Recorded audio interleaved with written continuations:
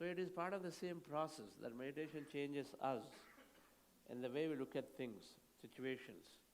If no complaints, no judgments is true, if no complaints, no judgments is true, then all relations will get fixed immediately if we just follow these two words.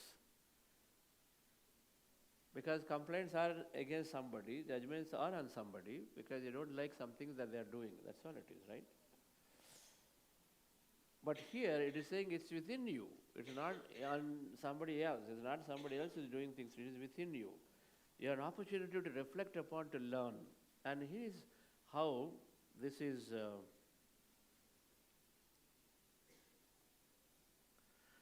our outer relationships are mirrors of our inner thought. So you are right, that's what the statement is. Eventually it has to be that, right? Quantum field is saying only through observation you attract something. So if you attract a shouting spouse, it's because you must have attracted it, yes or no? Can we agree to it? Do we agree? If I have a shouting spouse, then it's because I've attracted it.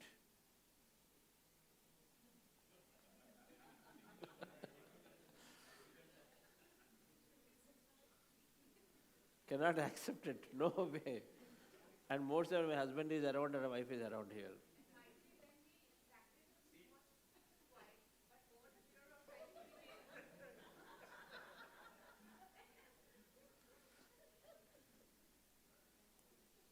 But these concepts are telling you it is exactly that. That everything is around our thought and our feeling. And so they captured this in beautiful essence of 7 mirrors. Each one gets a little deeper and deeper and deeper. But they simply reflect our thought. The thoughts come from our words, thoughts come from feelings, thoughts come from our memories of the past.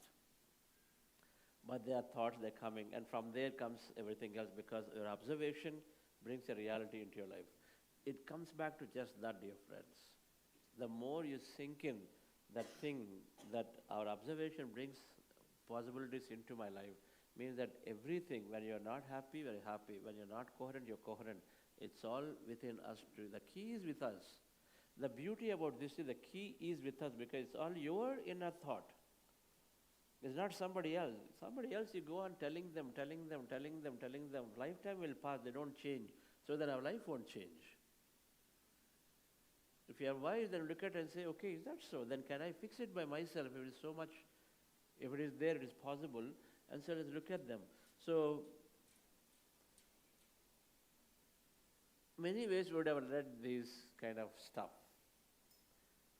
Beginning of love. What is love? Love is to let those we love be perfectly themselves. Not to twist them to fit our own image. Conversation with God by Neil Donald Walsh beautifully gives these concepts. That book must be read. If you want to fix relationships, then you must read that book. So it gives a greater view of yourself. Within that perspective, it talks about what relationships are, why they exist. They exist because we are there, we created them for us to learn through every relationship. Your child, your father, your mother, they're not biologically, it's just a concept that is there. But it is all fixed before. Difficult to accept. Everything happens in energy field. Physically, biologically, certain things have to come together. Science has to explain in some way, science explains it.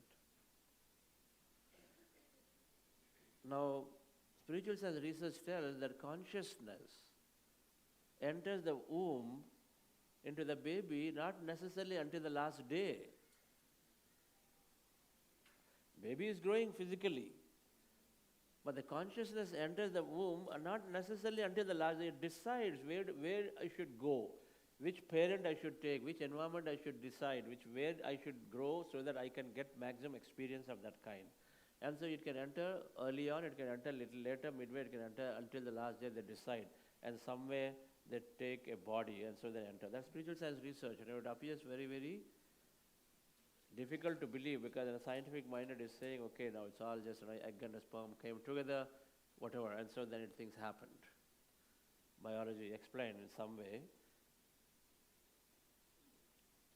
But the thing that is there called life, that force, that brings breath back in and out, in and out. There is something, that consciousness is there. The same body is useless and it completely decomposes in no time. When the consciousness leaves, we know it. Until that time, it's so great. But the next moment, in 2 to 3 days later, it decays completely. Why is it so, that quickly? Then we have a biological explanation. Oh, blood circulation is not there, this is not there, that's not there. But what is it causing it to go and then happen? Theory of randomness suggests that it is not possible for the human body, which is so intelligent, to be randomly created. Theory of randomness, that means the probabilities that you can have, basically there is certain level of probability, and the human body, of all that intelligence, cannot come together like that, even at that probability, which is like a very, very, very, very, very, very remote chance. It's not possible, is what it says. There's a beautiful book by Greg Braden called Human by Design. It's a good book. Greg Braden tries to put some historical things into perspective with some science and says what we believe versus what could be actual. So there is another perspective. The Celestial prophecy is also like that. But in any case, coming back to this concept here,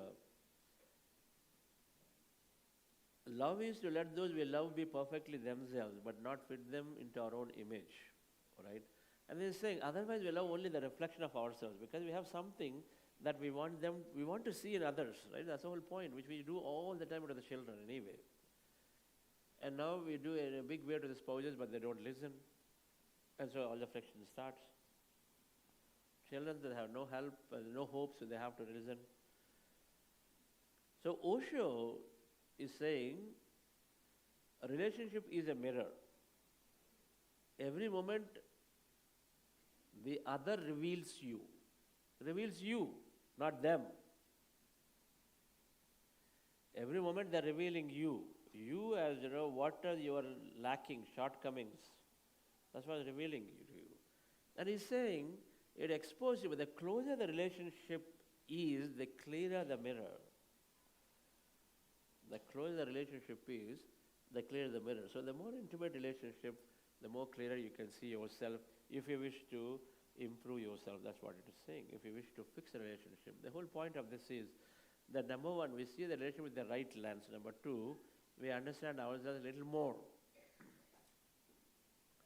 And then understand the mirrors of the soul, know about various personalities to gain self-understanding of what are we dealing with here, and you learn continuously from others. When you know that you are a mirror, and your mirror is reflected in the people around you, then you suddenly know, okay, why is somebody irritated at me? Oh, this person is always irritating. But this thing is saying, that first mirror is saying, oh, because you carry irritations from somewhere. And your mood is revealed through other people around you by having that same irritative energy showing on to you, because that's what you're emitting, so it's what comes back to you. Your irritation, maybe on a family, or maybe in a traffic jam, and maybe somewhere, that carries into the office, and that irritation shows up suddenly in a colleague saying something, doing something, manager, talking to you in a very irritating way. Now you say, oh, as it is, I'm having a bad day, now here this person is showing up. But it's showing up because you are that way. That's what this is saying.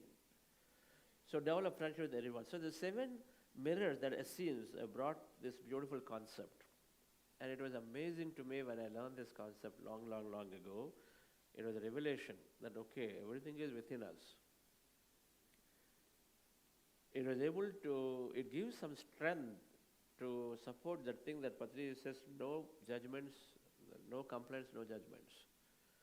How do you accept? Because people are saying things to you all the time. But this one peels the onion a little bit more concepts, a little bit more understanding. So let's see if we can get to understand this. What is the children's schedule today? What time will they come back? They're already out. So waiting for parents. Okay, so then we'll finish fast. Present moment, mirror of present moment, mirror of judgment, mirror of childhood loss, mirror of past lives, mirror of father and mother, your relation with father and mother, parents, mirror of quest for darkness or seeking only one side of the story all the time, and then mirror of self-perception, 7 mirrors.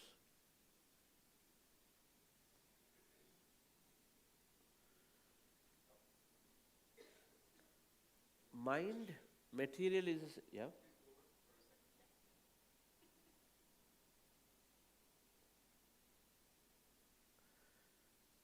Mind, material is into people, environment, and circumstances to reveal our mood. Into people around you, into the circumstance around you, into the environment around you, your mind is materializing your mood into them. That's what they're saying. Is your mood is reflected back into your situations around you, which we don't recognize. So it's a great way to know how my mood is. Now, mirror of present moment is saying it's more comes from the conscious mind. What is your thought time to time, right now in this moment? Where are your thoughts? What are your current feeling, current thought? It is just that. Moment to moment, what are you thinking? You're thinking negative because negative is coming because you have this irritation through somebody. You have this anger on somebody. You have some frustration because they're just not agreeing to it. Right? You feel loneliness. Everything is your present moment, something is there new. And so mirror of present moment is saying your present thought reflects into scenarios around you. Okay. So thoughts and vibrations create our own experiences, we know this. And so naturally, as you think and vibrate, so do you attract those type of people and experiences. So you start from your home, you traveling, and suddenly somebody cutting across onto your lanes, you get angry, mad, your mood shifts. Now your vibration is changed suddenly, right? It changed now. And that carries, because you're so close. And then you go into workplace, the vibration is continuing. You're not settled down yet. And so then, because the energy science is saying whatever you are sending is what is being attracted, right? That's the simple aspect of it. So then you will face the same people showing up the same mood onto you. That's what it is. When you go into offices, then you'll attract. So that means what does it do in the context relationship? If somebody is showing anger to you, somebody is irritating you, somebody is not sharing things with you, now it is impairing a relationship because they're not there with you the way you expect them. But it's saying it's because your current thought, how you are seeing, if you have harmonious vibrations, you have great things. You test this. Today my whole day is gone, it's very, very spoiled, bad day. Now of course for meditators, generally largely avoided because first thing you fix in meditation is your thinking is changing. Day-to-day thinking is changing. Most of your conscious mind activity, the thoughts are, because you catch some awareness, you try to shift it to, you shift. First mirror, in most cases, you're able to shift, but there is a second mirror which comes deeply. But first mirror at least is the present moment thinking. With awareness of meditators, they shift into a new thing. Okay, yeah, fine, somebody just irritated me, let me come back to normal. It has happened that moment. It's not about judgment, but just happened in the moment, somebody just did something to you. In a review, someone said something there, and then you didn't like it, and so you got angry. It's there. So with your awareness, you suddenly change that to something else. It happens. But otherwise, you carry that anger, then it is showing through somebody else somewhere else that day. My boss shouted at me afterwards, my colleagues did not do this to me and that and that. And something we say that. And sometimes my bad day is there. Do you use the word, I had a bad day today? Do you use the word? No? Nobody uses I had a bad day? Common, right? It should be like, sir. Yeah, this is common. Which is how I used to be also. Bad day, good days were there.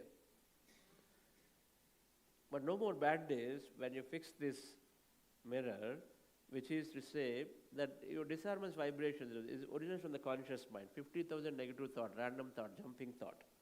Conscious mind, time to time, as you absorb things around the environment, all right, we are going in to different moods. Moods are changing moment to moment. Our emotion is changing, our thoughts are changing moment to moment, right? And so the first mirror is saying, if you change your thought, you change your relationship time to time, moment to moment, what you experience in that moment with your colleagues, right? Mostly colleagues, with the family members that day. You come out and then you have some, a scary dream or whatever, and then you're scared, fearful, then, that fear is being reflected through your daughter, your mother, somebody saying something else, another fearful stories comes at you, and then you're upset a little more. You tell them, already I'm struggling, why are you giving me all this kind of stuff? But that's what you're attracting, we don't even know.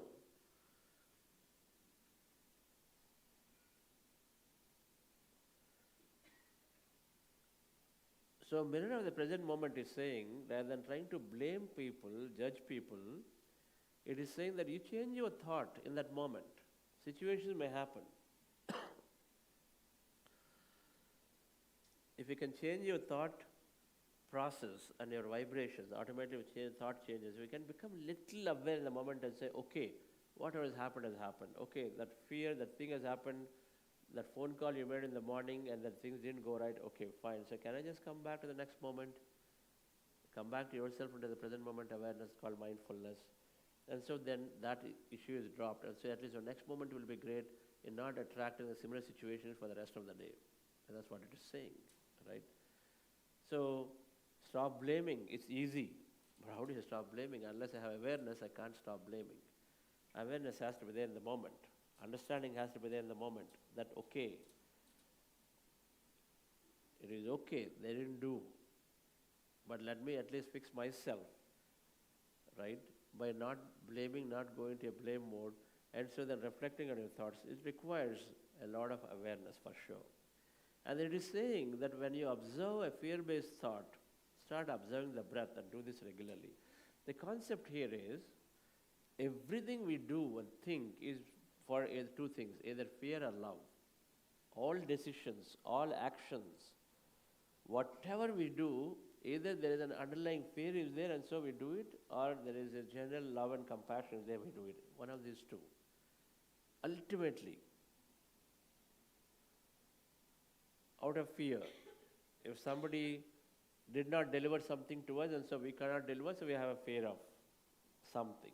And so then we take an action, we say something to others out of fear, right? It's either fear and the lack of fear, which is love, right? So the thing it is saying is that, in other words here, if you notice a negative thought, then you just observe the breath or you meditate, either is fine. Observe the breath, breath regulates, by the way, you know that? When you simply observe the breath, suddenly it changes. Your thoughts drop, your in-breath, out-breath start becoming regular, and so your body goes into coherence, and so all the negativity slowly immediately dissolves, just by observing the breath. Not doing any pranayama of any kind, but just noticing and witnessing the breath. If you close your eyes, then you go into meditation, even beautiful. That's even better, right? Any time when there is any kind of challenge, any kind of pain, any kind of issue, just by observing the breath in that moment, the thing that is missing, there is awareness to do it. Rather than getting swept away with emotion, we need awareness so that we can actually do this. All these tips are okay, but with the lack of awareness, we can't do it, right? Moment to moment, we'll be able to catch. If you know the tip, then you will be able to do, moment to moment. But if it's coming from subconscious, you can't do. That's where you cannot have, without awareness, you can't do. But this one can, time to time, when I'm little irritated, let's say this mood is not that great, I'm a little fearful of something, and all over, whatever, suddenly go into meditation or observe the breath, things will change for you. So, first mirror is simply change your current thought. Second mirror, what do you see in this picture?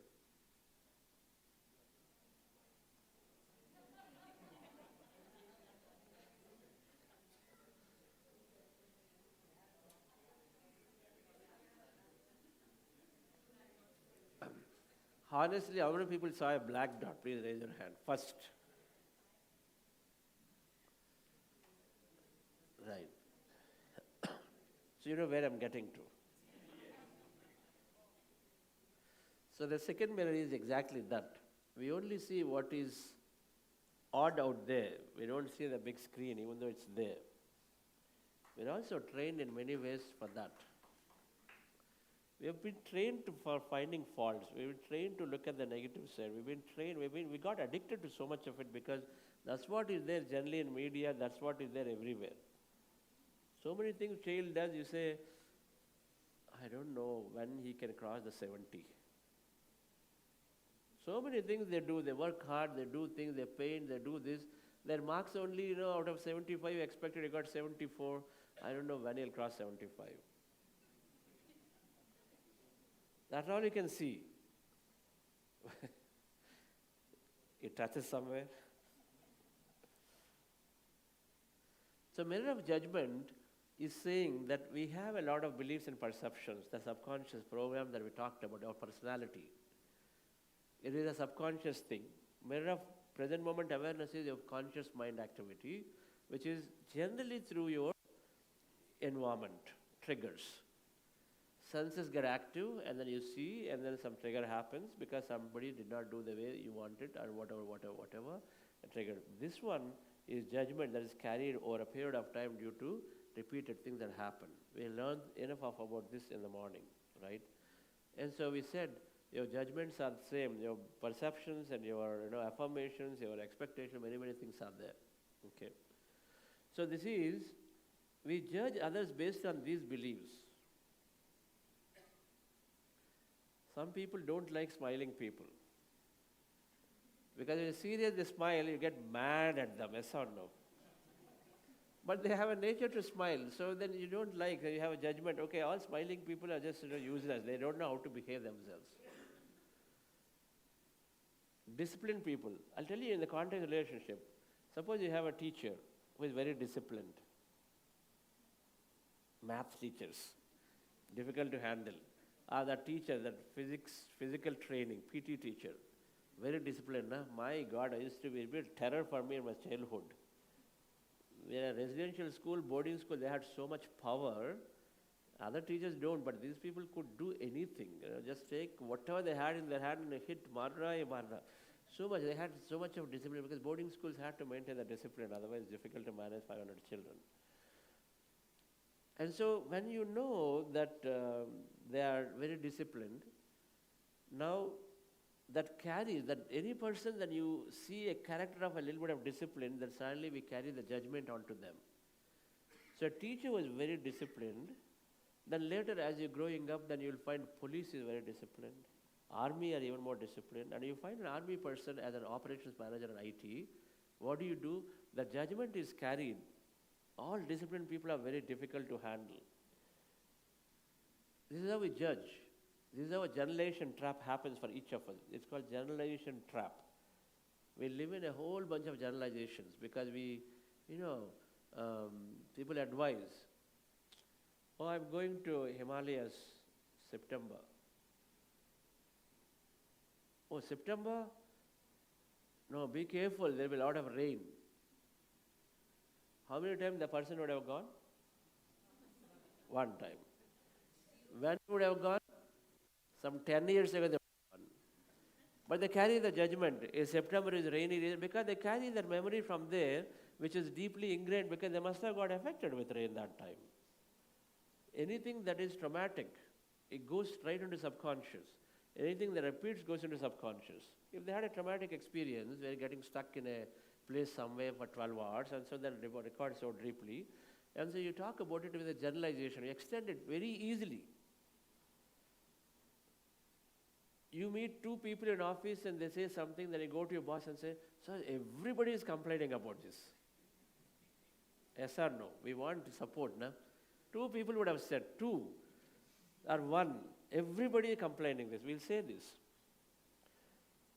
Generalization trap. Right.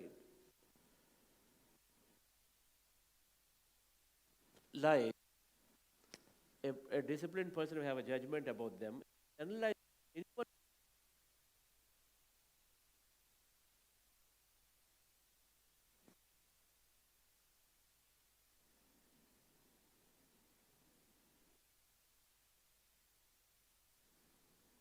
Check. But again gone. You bring me another mic.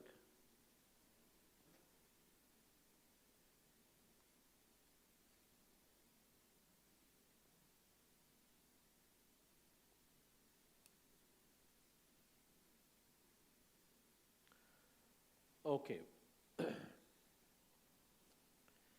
So once we generalize that police are disciplined, my parents are disciplined, are the same type of people who are there in office are disciplined. So what do? We avoid them. You avoid them and they get mad. How can you avoid an ops in charge in your floor? But you are scared, you're worried, okay, disciplined person is very difficult to get along because that's the problem we had with your teacher some time ago. So then we generally tend to have poor relationships with them because we carry a judgment about somebody. It became more and more generalized. Okay. The judgments cause us to lose our relationships because we just avoid them or we behave certain way. Before they even say something, you are just very defensive with them. No, how can you say it? I didn't do anything like this. We're ready to go, and then it comes back into some kind of argument, right? So dear friends, these judgments, my children would say, you argue a lot. So what do? They don't involve you in your parties. In their social gatherings, they don't want to bring you. First thing is we talk about meditation advice.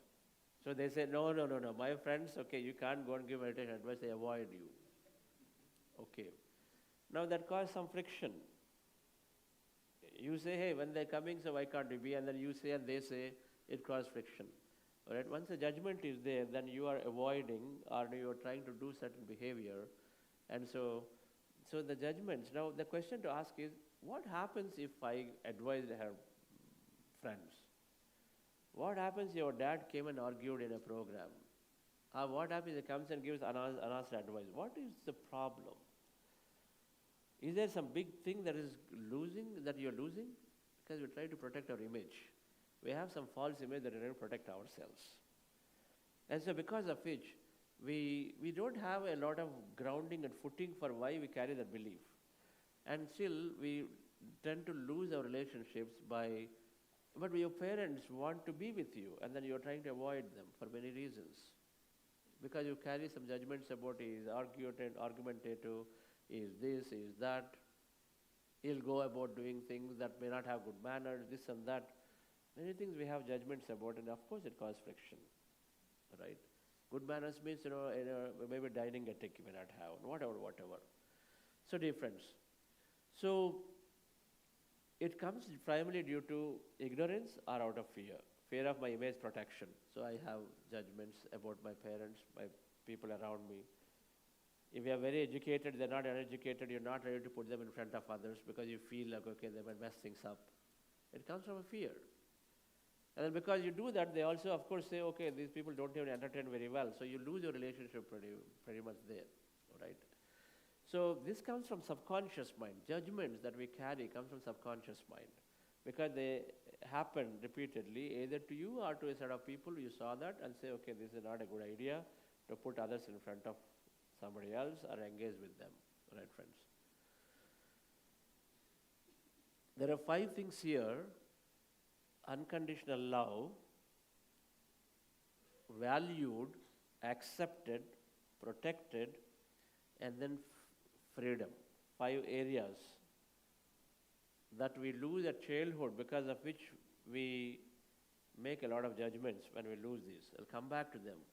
But this much you understand that when I carry judgment about my spouse, he is like this, he won't change. And so then naturally you are already projecting that thing, and so the spouse won't change. He is always going to be now nastily responding back to me and saying this.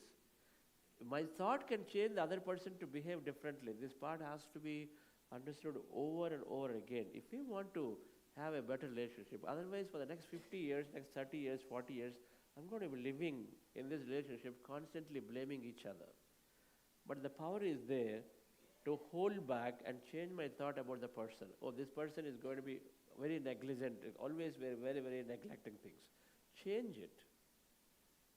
and says cooperating greatly. Can we do it a second time, at a third time, at a fourth time, at a fifth time, at a sixth time? Until the time it's fixed as a subconscious program that next time, even if they do that, you appear that they're neglecting things, but at least you're saying, okay, they're cooperating greatly. That's when they change, right?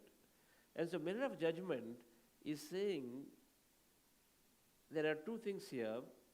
When you reflect upon the most significant judgments you're making of others and reasons what happens if you do not judge them. You got many judgments about people in front of you. Now if you just reflect upon, this is the intellectual way of doing it.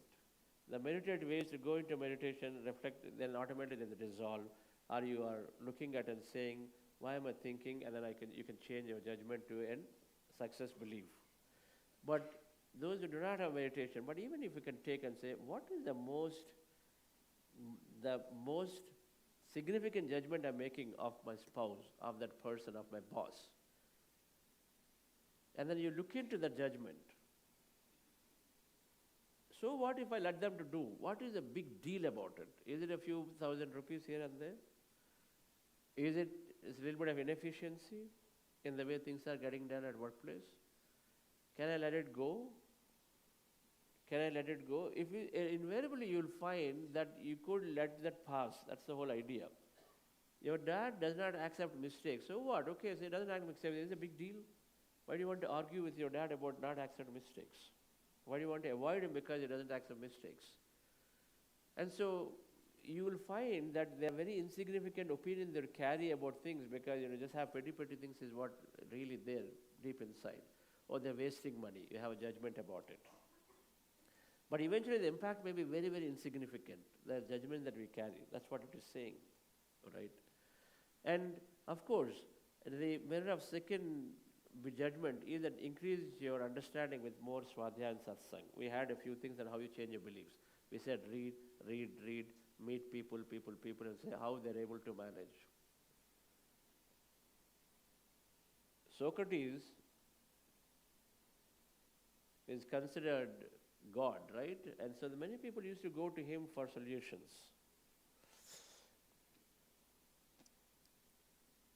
And so one day, one of his friends, meaning he becomes a friend because he has gotten so many solutions, he was there with him.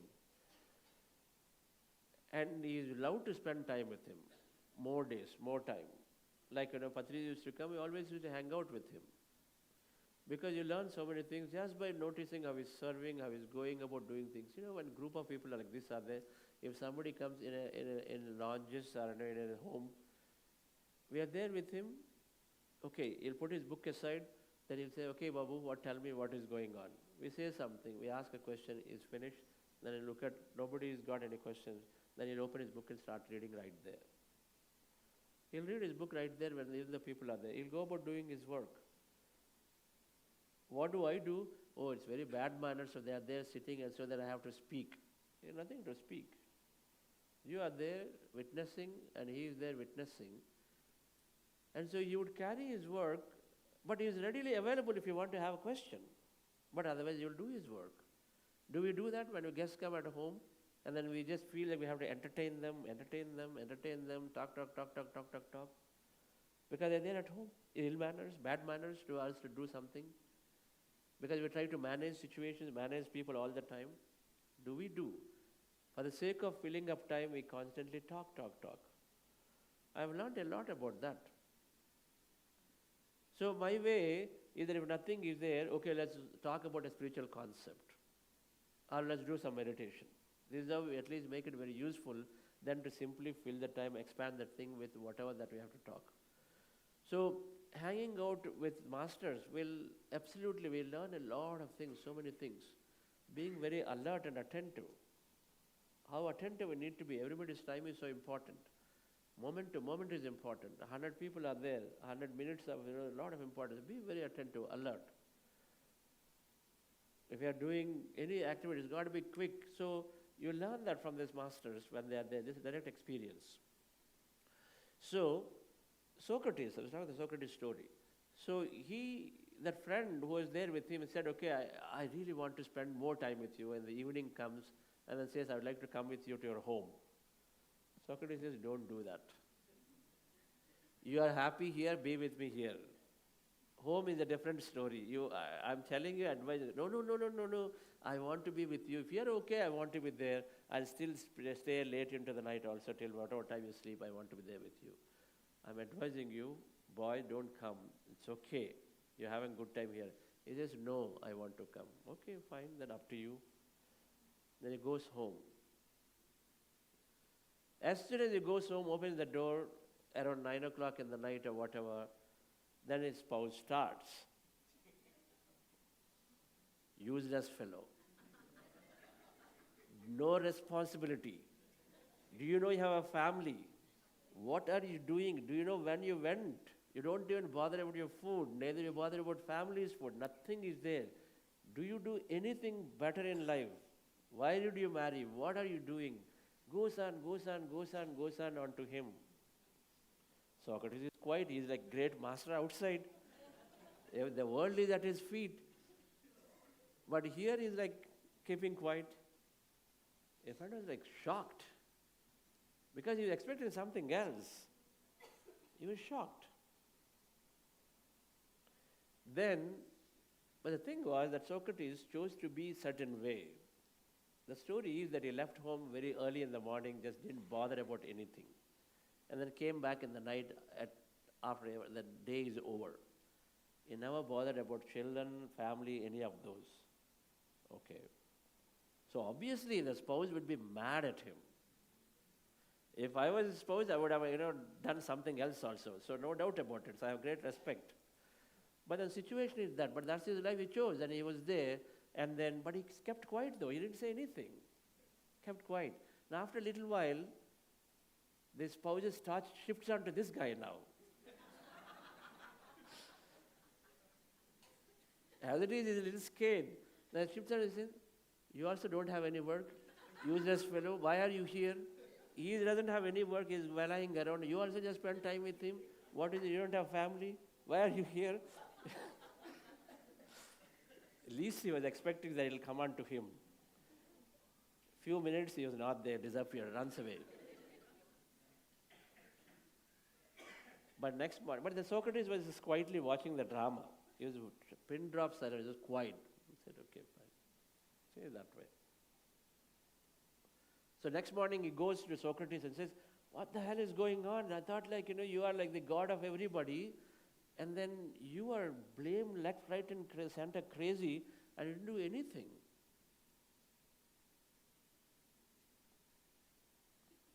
He said, what do I do? That's my response there. She's right in her own way. I can't judge her.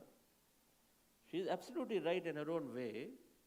And then the least I can do is to keep quiet and just be there like that. Neither I do become what she says, but at the same time she is right. I have to let her be that way, and I have to be this way. Okay. So he never judged her, and then he was happy to be the way he was. It is okay. He was clear to his conscience what he was doing is right. Patrisi was clear to his conscience because it's exactly the same thing he did. When he had two small children, he resigned from his only job that he had, no other properties, nothing. He resigned from his job, that from Coromandel Fertilizer Marketing Executive, he resigned at that time when his children were very, very small. And then he did exactly that. He never bothered about trying to get money at home. And PF money came 3 lakh rupees, and then in one story narrated, 1.5 lakh he gave for printing a book called Be a Master in 1992. Another 1.5 lakh rupees he gave to a pyramid, that Kannur pyramid that is built in the beginning in 1991 or 2. He became zero immediately. So no PF, and then anyway since he resigned halfway through, so there no pension, nothing. And so he was zero. But he had this strong feeling that universe will take care of him. And so he was just that. And then he was simply dedicated. He dedicated himself to teaching meditation to people, going every day morning like Socrates. He would go morning to night. Never bothered, thought about, he might have thought about it, he might have, but then at least he was not giving money home. He was not trying to say how the home will run. It was a difficult phase for Patri madam in many, many ways. But then she fell and run, and then whatever some people came, donations came, somebody would support rice this and that way.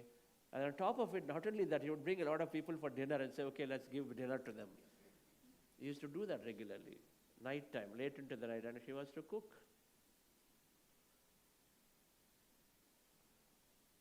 But today, it was like that then, but then the entire world, there are so many millions of people change. He was right to his conscience. It is okay if you are sure about what you are doing.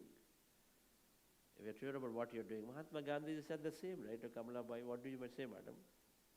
Beyond a point, he was on his own, practically.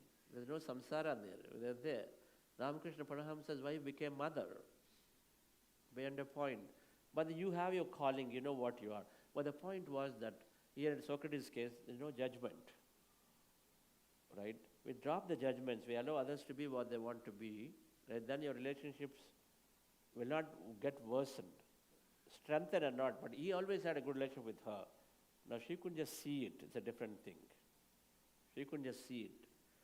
But he never had hatred against her, even though what she said, because he didn't carry a judgment about her. Right? Mirror of childhood loss is a little deeper. So the judgments, 95% relationships become better when your mirror of present moment awareness is there. Another 4% get better, judgment is there. 99% first two mirrors only. Conscious mind, subconscious mind. Your meditation must fix. Your reading and then your friendships with other people, regularly interactions, satsangs will fix. But that's what practice means. Practice means all three friends. You've got to find a crowd where we are regularly interacting and meeting and knowing and learning from each other. It's even better if you go to and then attend programs like this, spend some time with the masters, with other people. And then I made my choices very, very right. I spent adequate amount of time, and every month, somewhere or the other, I would make sure that I spend a day with Patrisa wherever he was, and I had the thing. I did it. In spite of me being director or technologist or whatever, but I spent it because I knew that here is a walking consciousness, and so we can learn a lot from this walking consciousness. It's pretty simple as that. All right, friends. So then you know what not to do and then what to do, right? The third thing is childhood loss. Now, conscious mind, subconscious mind. Conscious mind, present moment, subconscious. Judgment is maybe a few days, few weeks, few months. Now, this is childhood loss few years back in time in your life. All right? That's how it goes. Past lives, previous lifetime. So childhood loss is pretty quickly, whatever we lose in our childhood, we look to find it now. Whatever we lose in our childhood, we look to find now. What do we lose in childhood? Let me put those 5 points here. There are 5 things that I talked in the last bullet here. Unconditional love, valued, accepted, freedom, and protection. So particularly, many of us, based on the upbringing that we have, and then many of the children, based on the upbringing they have, these are 5 things that every human being looks for. You want unconditional love, yes or no? You want people to love you. That's a self-love you are seeking. We are looking for that to know, yes, we are loved. If nobody cares for you, then it doesn't feel like worth living.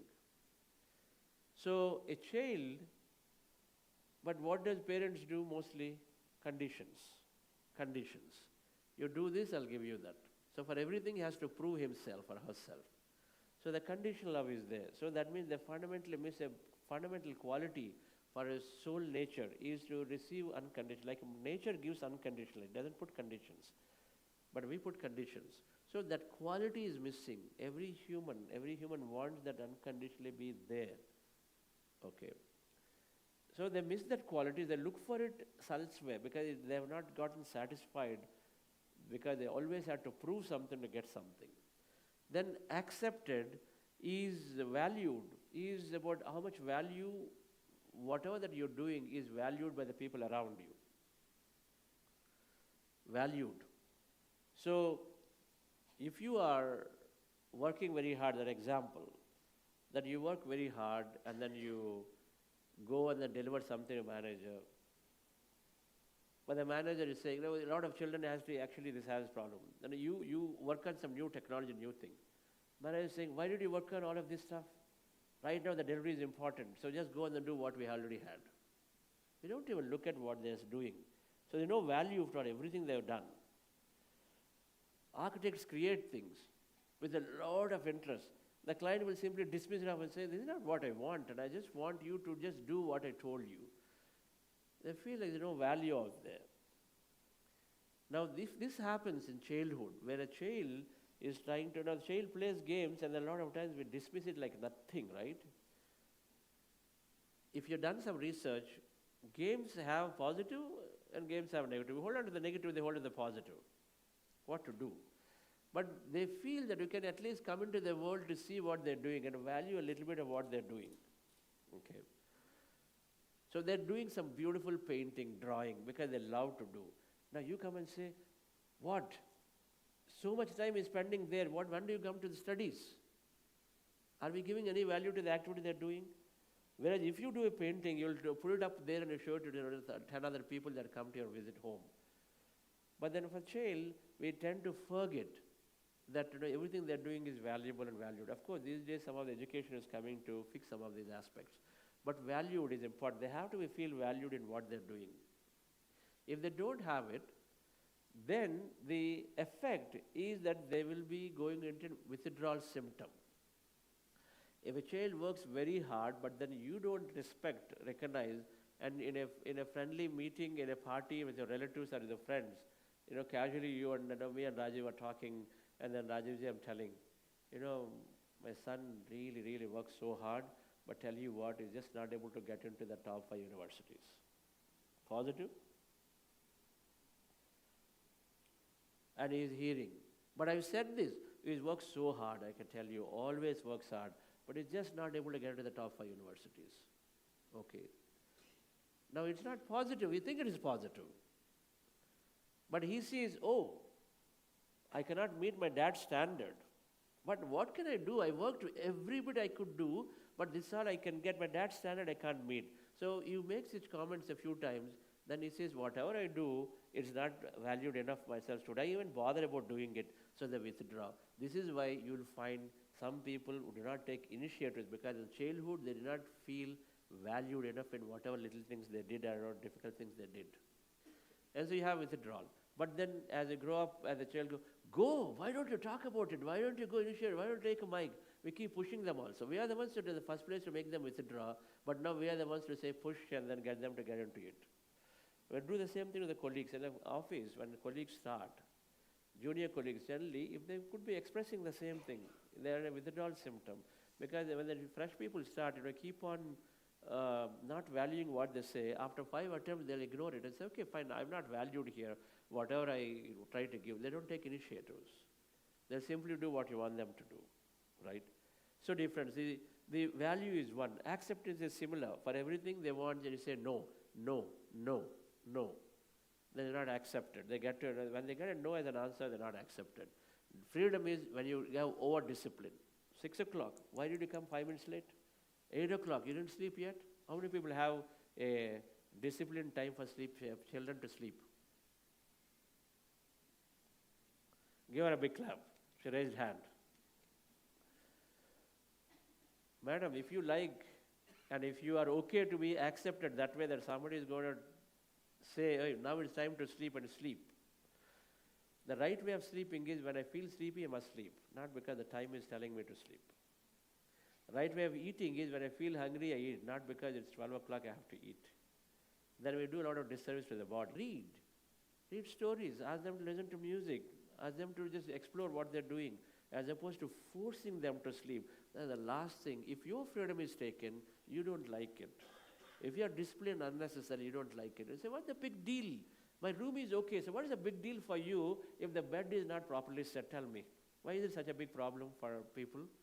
When the child goes into, you go to the child's room, it's not set. Why is it a big problem? Do they have to be the way we want them to be? I'm asking. Somebody's desk is cluttered, somebody's desk is neat. It's okay, they'll figure it out. If you want to question them about, hey, are you meditating? What do people do that time? They try to side with each other. They try to please this boss and that boss because they don't know who is going to win. Same thing with parents. They try to please this mother, they try to please father. They're stuck in that thing battle because they don't have sense of security. The protection is not there. An employee feels the same, lack of security, because with this company, will it succeed because they're fighting? What will happen to me? Will they turn? Will they blame me? All kinds of stuff come. They try to manage, please people, right? So these 5 core values, the way we are brought up, childhood time, or in an early phase of our careers or whatever, where there are significant influences there onto us. And so when we lose them, dear friends, then we try to find that quality in the other person as part of a relationship. So this is why a lot of times when a boy and a girl meet, right, and then what happens? Whatever little thing the boy does, the girl says, oh, wow, very nice. So he finds that acceptance, a value that he didn't get at home. Now he is getting it in the girl. And so he says, he is trying to satisfy the need he does not know. 1 year later, the need is over. The relationship is not good anymore because he simply was there satisfying the need. Are you with me on this? So many times, these relationships which are very short is because they are need-based relationships that are. Okay, you're trying to get that acceptance, that discipline is not there. Okay, at home, too disciplined. Here, no problem. Anything is okay. And so then you're happy there. And then once you're satisfied, then something inside is telling you that it is no longer great. So what do we need to do in this is, it went back. Childhood loss. So the way to identify, if you are emotionally getting inspired pretty quickly with somebody, emotionally getting inspired with very quickly with somebody, very likely you got a need satisfaction there. In a very short time, you find that they're really good and I would like to be this and that, emotionally getting connected.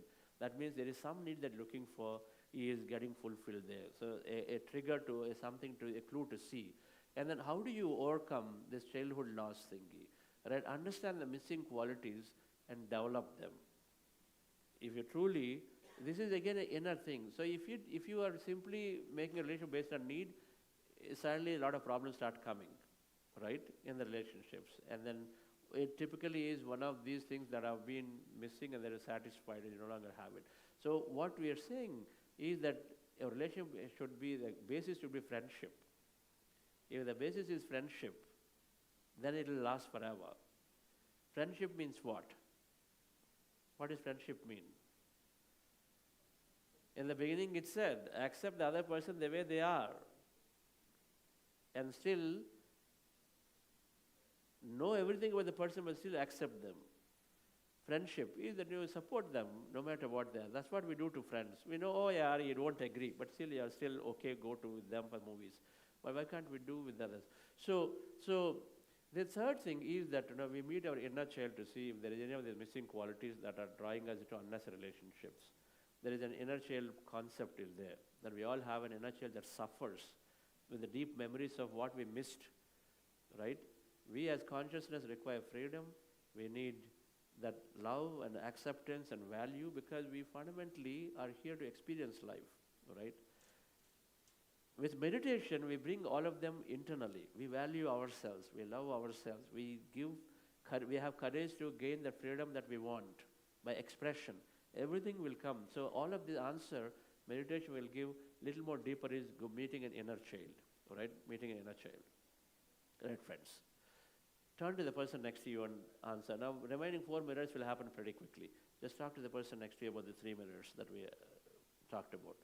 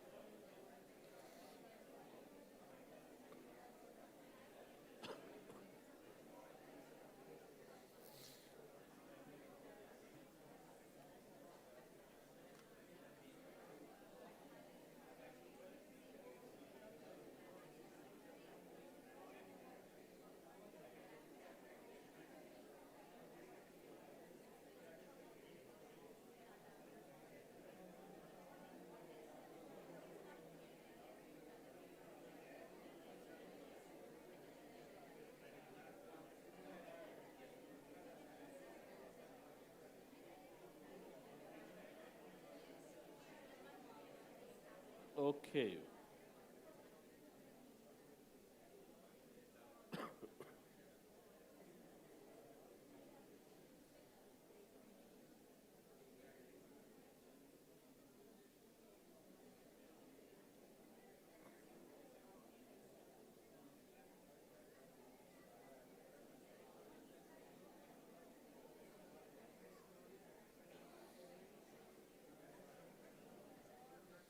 Right.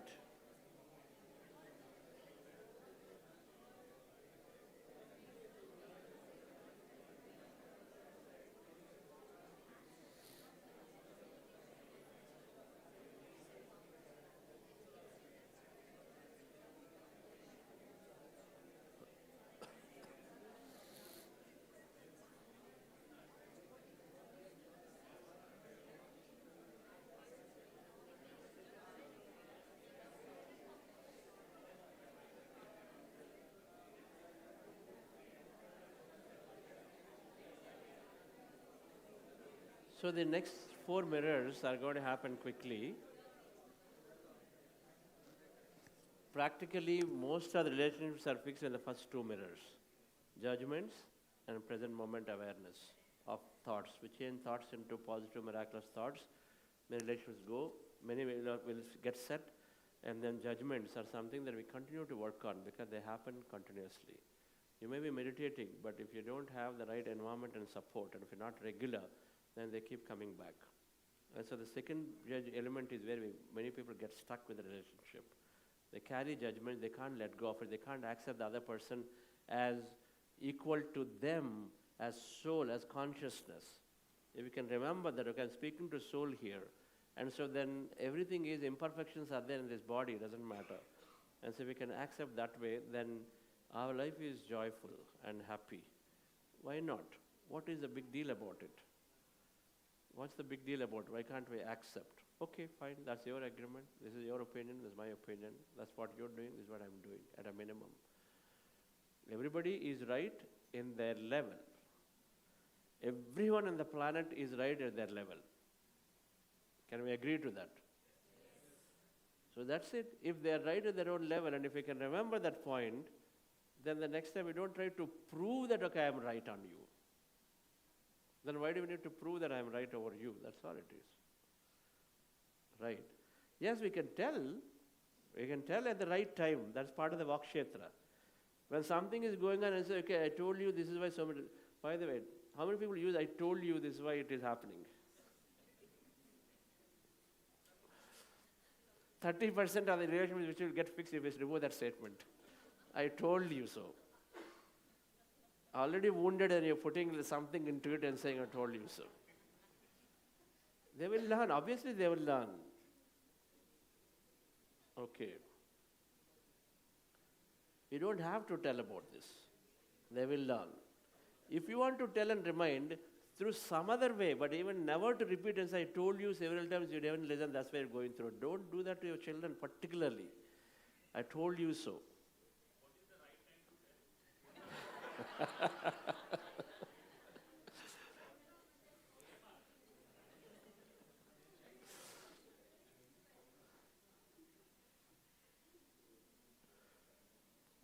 We don't have to tell. We don't have to tell. Anyway, you will tell, but you don't have to say, I told you so. That is the whole problem, nah? Anyway, in the next breakfast time, you will have to tell not about I told you. Instead, okay, next time something happens, okay, can you do this way? That is fine. But I told you several times and it happened yesterday also is the problem. The problem is I told you. What is that? Yeah, of course, we are experimenting. Everything is experimentation. If we take it that way, beautiful. In fact, that's the best way to do it. Okay, Somanji is experimenting on me and I am experimenting on her. And so that's how we take it. And so I experiment. Now, so many things can fail. Accept it. So these 4, 5, and 6, 7 are very quick. First 2 minutes are most important. Second one is the most important one, judgments, not accepting others. Third, of course, a lot has been carried forward these days because the upbringing has not been that great. All right, the competitive pressure, spirits, everything is to be in the world. You're competing, and so children have not necessarily been parented very well. That freedom is not given, value is not given, acceptance is not there. A lot of fights are happening, so the sense of insecurity has creeped into the children a lot. So they grow up, and then withdrawal symptom is there. Many of them are not necessarily actively participating. A few are active, but many are not because of various things. But how do I fix it? The solution is meditation, of course, for a period of time, inner child. This is the best way. Everything else will work. But then it's meditation. Intellectual analysis will work to an extent, but meditation and then inner child programs have meditation based will greatly sort of dissolve those memories and then make you connect back to yourself and say, I am complete, I am whole. So then everything dissolves, na? Why do you need somebody to value you? Why do you need somebody to accept you? Why do you need somebody to love you? You love yourself, right? That's what meditation brings. So it makes you fully complete. So many of these drop. And so the fourth mirror is about when you have, it's a simple summary of this is that when you have intense situations where somebody cheated you, the word used is, I never expected that no, he will ever do this. You know, two partners, business partners. Then suddenly somebody dramatically cheated you. Then you thought he's like the closest friend or closest ally and associate, and they do that. So then this is invariably, you don't have a reason to even find and say, why this happened to me? Then the scenes are telling you that this comes from a past life, where there is something that is carried forward here, okay? Something that may have been very deeply done, and so then you're reaping that thing out here. And so what do you do in this situation of this, all right? They come from past lives, and when you face with most bitter moments in a relationship with someone, recognize this may come from past as a memory that we want to, as an experience that we want to live through, to learn through, to develop that enormous amount of acceptance of situation, enormous amount of patience, enormous amount of compassion, right? When somebody deeply cheats you, now if you can see them as a soul, oh, they're going through a life experience. That's the thing. In a movie, if you see it as a movie, then you can accept. Because that villain is shouting, doing all kinds of words onto you, right? That characters are there. They're using all kinds of abuse onto you. Will you feel bad about it? The character is cheating everything, left, right, center to you. Will you feel bad about it? Because you know you're in a movie. That's what it is saying. The soul science, when you understand, then you step back and say, okay, some dramatic thing is going on in my life here. I must have chosen to go through it. So what is that way to overcome? When you understand soul science, then nothing to overcome. You simply dismiss it off. When you don't understand, then it is saying, then forgiveness is the mantra. When you do not have that level of understanding that it is a character in a movie that I'm drawing this person into me, and so then of course I'm going through an intense cheating, but it is okay, so that I've got to start back, I will start back, I must have chosen. Or then forgiveness is your mantra. What can you do? Otherwise, you hold on to the deep pain and agony, and then what does it do to you? It burns you, because what you carry is what you create more of, right? And so then if you are intelligent enough, then at least forgive to release it. Okay, fine, jo kiya to kiya ho gaya. And you forgive, and forgiveness is a way to release your pain, because it is hurting you. Carry that in your hand, it burns your hand, not somebody else. And so friends, when there is intense amount of issues are happening, then forgiveness is our best ally in situations of this. Understanding soul science and then recognizing that, okay, my law of karma, tomorrow, depending on the time, we'll go through the 6 spiritual science theories. How many people have gone through the 6 spiritual science theories session here? How many people know? 6 spiritual science laws. How many people have gone through? You attend a 40-day program. Then you should be, if you are attentive and really attend all 40 days, then you would know, you have heard about this concept. Right? Single, you don't remember? You raise your hand? Okay. How many people have remember at least the concept? 6 spiritual science laws or theories it's called. Law of reincarnation, law of karma, law of consciousness, law of yoga, law of constant progression, Okay, so it's coming back a little bit, so good. Then I don't bore you, so we can do that if time permits tomorrow. Okay, right? So forgive unconditionally those who cause those intense suffering to you, friends, so then at least we free ourselves up.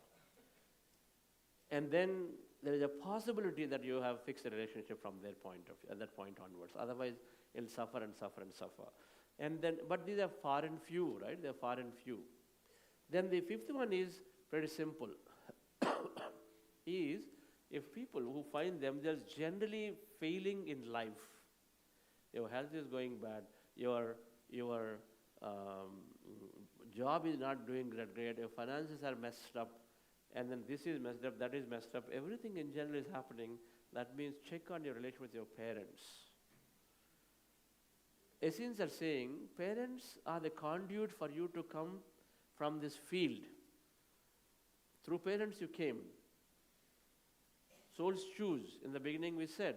And so you chose a vehicle, you chose an environment, and so you chose them as your conduit to come from the energy field into here, and so then that means they represent the consciousness as a whole. And you discard them, that means you're discarding the consciousness. That's their fundamental concept. You discard parents. A lot of people keep the parents aside. Yes or no?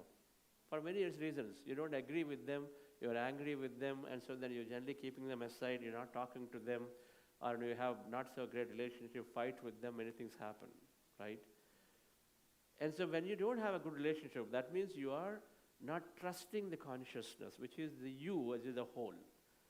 And they say, parents' relationship, no matter what, if you want to be successful, and then do not want to be not successful, then you must fix your relationship with the parents, right? One of our participants, he was a director of my sales in Sanovi, and at Sanovi, every quarter, I used to get a workshop done in some way or the other, 2-3 days of workshop. And so when he heard this concept, and he living in Dubai and his parents in Pune, he did not really had good relationship with them for a long time. And because they didn't agree on some things, and so just ignored them, and he was there. But he was not necessarily successful. In many, many things, he kept failing. His first relationship failed, and the second one he was trying, and then in the meanwhile, his health was not that great. We hired him as a salesperson, his performance is okay. So when he heard this, the first thing he did, he kept crying, he came out, and then immediately took a flight. He went to Pune and he fixed his, he said, okay, and whatever, but he mended his relationship with the parents first thing, right? He had the courage to do it though. Whatever it is, whatever may be the reason, we got to figure out a way to be with our parents. Give time to your parents. Your business is, you may be very, very busy. You may be living in the United States, you may be here, there, whatever. But we maintain the relation with the parents. Give them time. Even if it is on Zoom, give them time, right? And then especially when they're in the older age time, we have the fundamental responsibility to give them time. Don't say I'm too busy and then I can't come, so you just manage it and this and that. Whatever is possible, to the best possible, we do time. It's something I learned from Patri sir, because no matter how busy he was, he always went and then spent a day with his mom. No matter how busy he was, and he just would give the time with him, with her. I'm sure it is a good culture in the North India, I think. In North India, generally they are there. In South India, a lot of times it just goes haywire. What, Vinitaji? Yes? Yes, okay, wonderful. What is that? I've seen a lot of time there, but here a lot of times career comes into picture. Of course, I shouldn't generalize, but we've been seeing, and of course in many cases elsewhere too, and it is pretty worse in other cultures and other societies, right? Where you are seen very independent, and so nobody bothers about somebody else, right? You know it, okay? But from a spiritual perspective, intelligence perspective, parents have a special connection, is what it's saying. And so your relationship with everybody else can suffer when parents' relationship is not that great. The next thing is that when you don't accept them, you don't accept universal intelligence, so In your meditations, express gratitude to your father, mother, and creation with total forgiveness of whatever happened and accept them in case you're not been maintaining good relationship with them, right? That's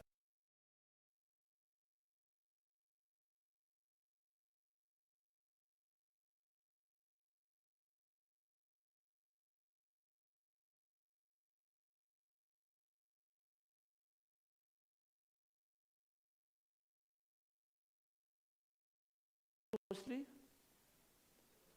you want to latch onto the success side. You want to latch onto the good side. Nobody wants the other side. Suppose somebody is a drunkard. Do we ever want to have any kind of relationship with them? No. They're not bad people. They have some broken something in there, and so maybe that's why they've gone into it. They're not bad people. The point here it's saying is that 50% of the experience are bad, 50% are good, 50% are failure, 50% are successful.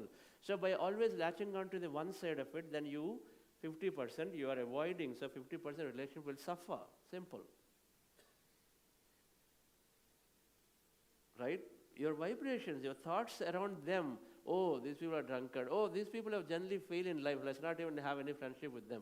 What you think about them is what carries anyway, and because you have the fundamental liking towards one side of the story only. Two sides of the coin, one side only you want to like, right? Spirituality is about becoming equanimous to every situation, yes or no?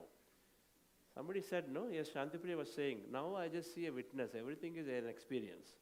Chalo, kuch challenge aayega to it's fine. Right? Something happens, okay, tomorrow something else will come, my son will bring something, and so, okay, I'll take it, and so I'll run with it. Shubha Shubha Parityagi. Krishna says in Bhagavad Gita, right? Shubha Ashubha Parityagi. Whoever is transcended Shubha and Ashubha, they are the most loved by me. That's what it says in Gita. Shubha Ashubha Parityagi. We have to transcend Shubha and Ashubha. And become equanimous to every experience. How many people are living that way now? One hand raised. Okay. Are you too tired to even raise a hand now? Okay. So, good, bad, day, night, light, dark, a lot of times we don't want night at all. We're so scared so that we avoid night experience. Only day experience we want. Fear, this and that. So, as a result, people who like night, you have arguments with them. Just friction. It fundamentally comes from your liking towards one side of the story. That's all it is saying, all right? And so, this is due to fears of loss, fear of acceptance, fear of victimization, fear of death. Many, many things are there. Is why you don't want to take one side. You only take on the other side, all right? And so, we need to embrace the duality. The idea of this is to embrace the duality. Yes?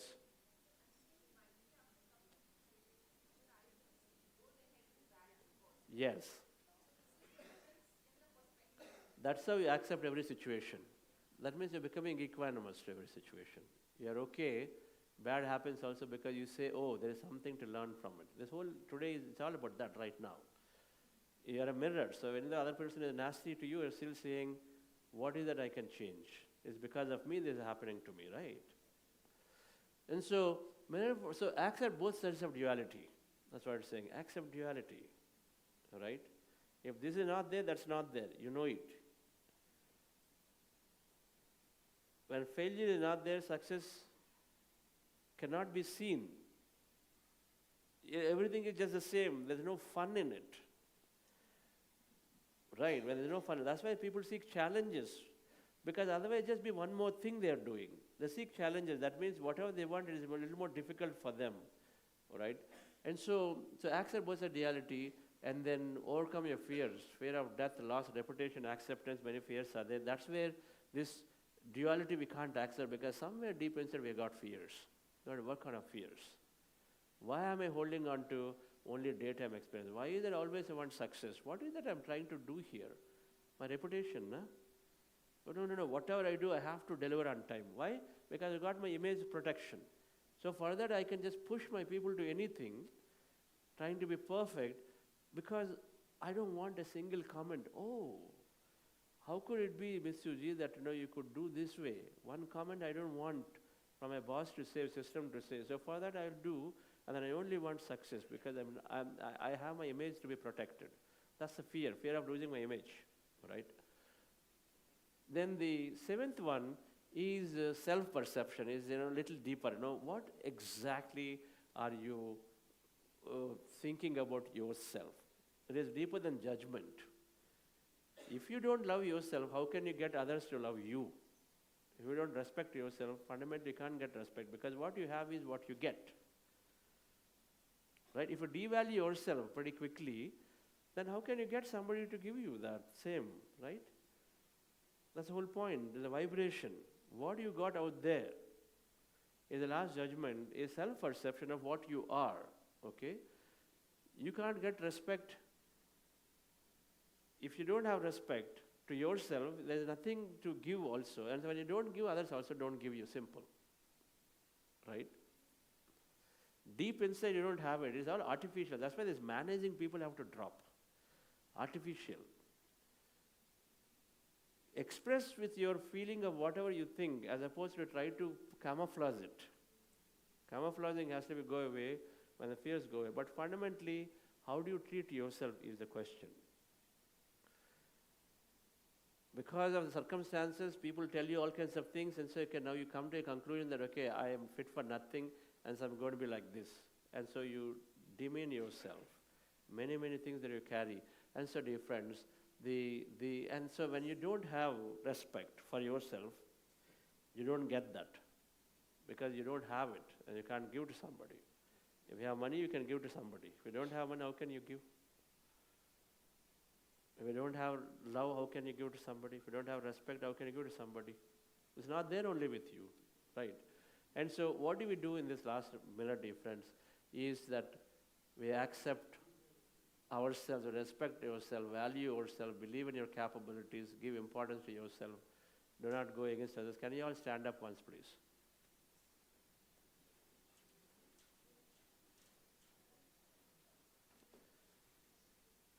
So the first and foremost thing in any spiritual practice is to recognize that I am the most valuable person, right? I am the most respected person, no matter what, because everybody has imperfections. Who doesn't have imperfections? And so can we take an oath here, right? And say this, right? I accept myself. I respect myself. I value myself. I believe in my capabilities. Then I give importance to myself. I never go against myself. And then I do not let others rule me. And I heal myself. Then, of course, all relationships will be great, because whatever you gain is what you give to others. And so naturally, it gets a difference. So these are the 7 SCN mirrors that we recap. What is the first one? Present moment. Conscious mind, right now it's going on. Just change that, many things get fixed. Second one, the difficult aspect of the whole thing here, because they get formed regularly. So it needs some good relation, good with people around you. Constant reading, constant reminder from others. Looking at them, okay, where are you judging? Third thing, childhood loss. Fourth thing, mirror of past life. So if something past life is coming forward, so you do mantra is to give forgiveness to people. Then fifth one is mother, father. Just go back and fix the relation with mother and father. If you see some friends who are avoiding, the first thing you do is to make them do that. Then their life will get sorted in many ways, right? Then third, the sixth one, quest for darkness. So avoid quest for darkness means that your lack of quest for darkness. Many you want to avoid that, right? And the seventh one is self-perception. That is what you think of yourself, right, friends?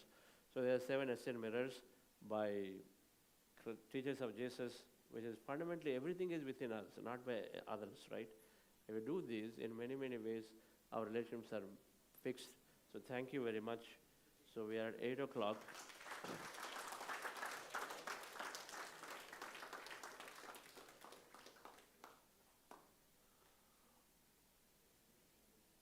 So tomorrow, what do we do?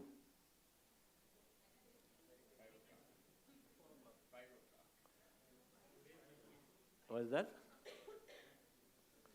So another 4 hours of meditation today, 5 hours back. Did you do meditate at the Gokshala? So tomorrow, we will do little longer meditation and pyramid again, okay? And do we have to do the organic farming? They told me some nice vegetables are there that you can pluck and then give. Okay. If organic farming is there, then we need to have an half an hour early. Okay. Any case, shall we meet at 4:45?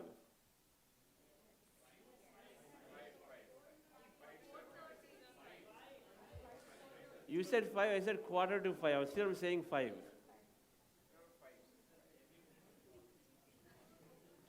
Okay. So, for tomorrow, we'll still meet at 5. Okay. We have a very important tomorrow morning meditation pyramid where we look to see if we can explore to connect with a master or a guide in the meditation in the cycle, and then we'll do a visualization in the end before you complete the process. And then tomorrow after breakfast, we have a very powerful process about healing that we'll do here. Okay? It's called dialoguing with the body. And then we'll take it from there for the rest of the things tomorrow. So then we will meet at 5 o'clock, and then potentially there's nothing much to explain tomorrow morning, so we might start the meditation very quickly. Okay? We come there by 5, we start the meditation very quickly. In case you're missing that there because of water, then we are coming back here at 9:30. Okay? Please do come by 5 o'clock, and we will look to as much as possible include the organic farming also. After that, for about 40 minutes. We might take breakfast a little late at 8:30, but we will do that way. Okay? Yes?